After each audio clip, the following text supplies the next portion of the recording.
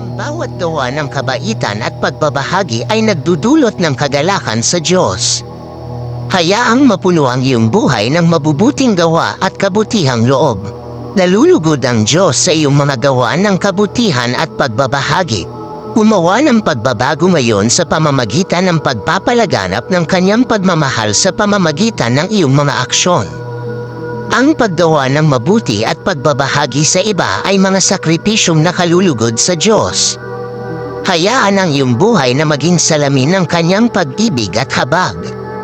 Ang iyong kabaitan at pagkabukas palad ay makapangyarihan. Hindi lamang sila nagpopola sa iba kundi nagdudulot din ng kasiyahan sa puso ng Diyos. Tandaan, ang bawat mabuting gawa at pakikibahagi ay isang sakripisyo na pinahahalagahan ng Diyos. Patuloy na ipalaganap ang kanyang pagmamahal sa pamamagitan ng iyong mga aksyon. Nalulugod ang Diyos kapag gumagawa ka ng mabuti at nakikibahagi sa iba. Hayaang ipakita ng iyong mga aksyon ang kanyang pagmamahal at biyaya sa bawat sitwasyon. Sa bawat kilos ng kabaitan at pagbabahagi, naglilingkod ka sa Diyos. Ang iyong kabutihang loob ay nakalulugod sa Kanya at nagdudulot ng liwanag sa mundo. Hayaan ang iyong buhay ay maging isang testimony sa pag-ibig ng Diyos sa pamamagitan ng paggawa ng mabuti at pagbabahagi sa iba.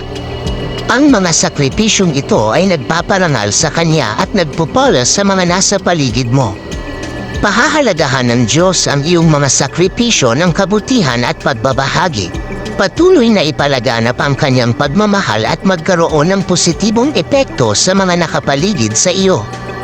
Ang iyong mabubuting gawa at kahandaang magbahagi ay mga sakripisyong nagpaparangal sa Diyos. Patuloy na maging isang tanglaw ng Kanyang pagmamahal at habag. Ang paggawa ng mabuti at pagbabahagi sa iba ay hindi lamang nagpopola sa kanila kundi nakalulugod din sa Diyos.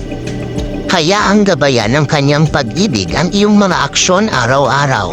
Nakangiti ang Diyos sa iyong mga gawa ng kabaitan at pagbabahagi. Mamuhay ng isang buhay na sumasalamin sa Kanyang pagmamahal sa pamamagitan ng mapagbigay at mabubuting gawa. Sa tuwing gumagawa ka ng mabuti at nakikibahagi, gumagawa ka ng isang sakripisyo na nakalulugod sa Diyos. Hayaang mapuno ang iyong buhay ng magagandang gawain ito. Ang kasiyahan ng Diyos ay nasa iyong mga gawa ng kabutihan at pagkabukas palad. Patuloy na gumawa ng mabuti at magbahagi, batid na ang iyong mga sakripisyo ay pinahahalagahan niya. Hayaang ang iyong puso ay maantig ng habag na gumawa ng mabuti at ibahagi sa iba. Ang mga sakripisyong ito ay mahalaga sa Diyos at nagdudulot sa Kanya ng malaking kagalakan.